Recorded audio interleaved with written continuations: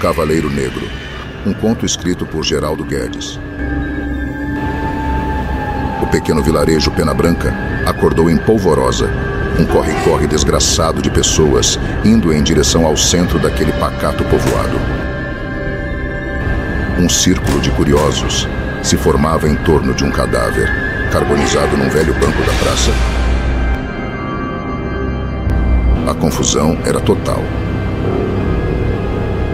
Uma velha senhora, moradora de rua, sentada em outro banco próximo dali, trajando um vestido sujo e enrolada num velho lençol rasgado, choramingava, balbuciando algumas palavras.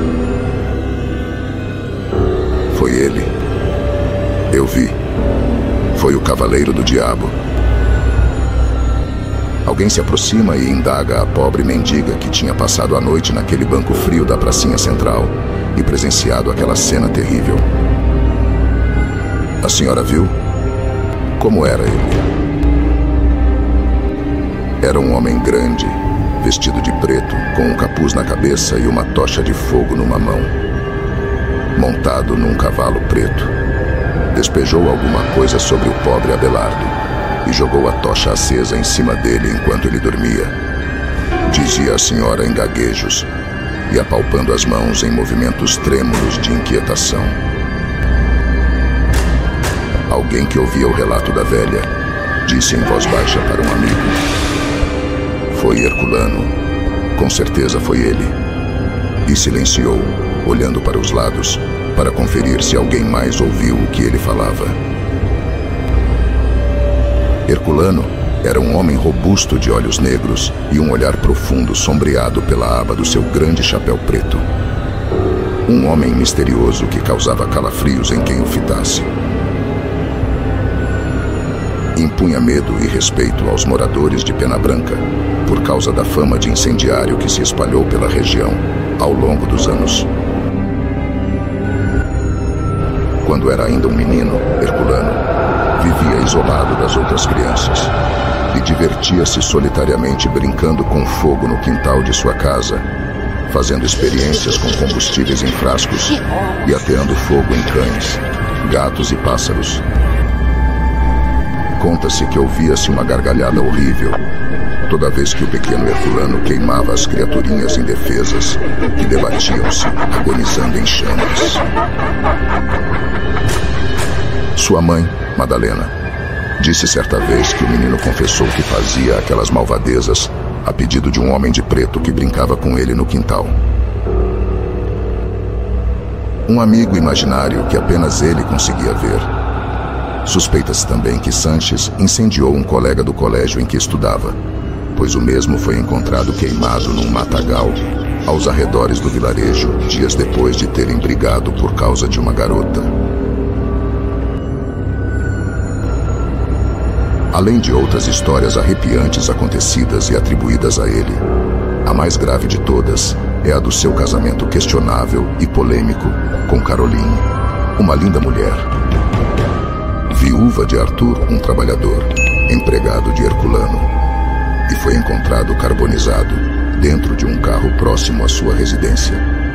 E nesse caso, testemunhas dizem ter visto o misterioso Cavaleiro Negro em um cavalo preto que relinchava sinistramente sobre duas patas e depois saiu em disparada, encantando-se no véu noturno. Os anos foram se passando e outros desafetos de Herculano foram encontrados queimados com testemunhas, acusando sempre o mesmo misterioso Cavaleiro Negro. Até que um certo dia, Herculano foi acometido de uma enfermidade assustadora.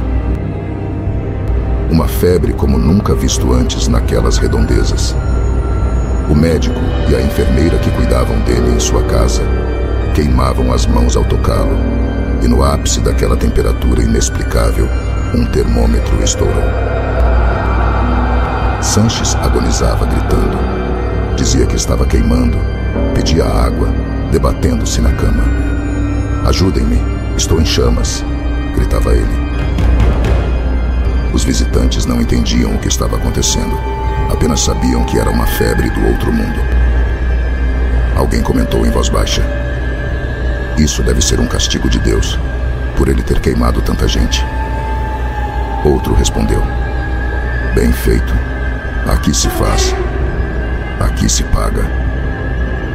Herculano se contorcia agora mais lentamente. Sua voz enfraqueceu e ele deu o último suspiro, justamente quando o relógio de parede marcava exatamente meia-noite. Um silêncio mortal reinava naquele quarto que exalava um cheiro de carne queimada no ar. Todos que estavam ali ficaram estupefatos. Ficaram mudos por alguns minutos, quando de repente o silêncio foi quebrado por um relincho horrível de um cavalo e uma gargalhada sinistra lá fora. Todos correram para ver o que era aquilo, e quando chegaram na calçada daquela casa, não viram absolutamente nada. Apenas uma mulher que estava na janela da casa da frente, gesticulando desesperadamente, querendo dizer algo, até que recuperou a fala e, em frases entrecortadas, dizia que jurava ter visto um cavaleiro negro erguendo as patas do seu cavalo na porta da casa de Herculano e desaparecendo em seguida, misteriosamente no meio da escuridão.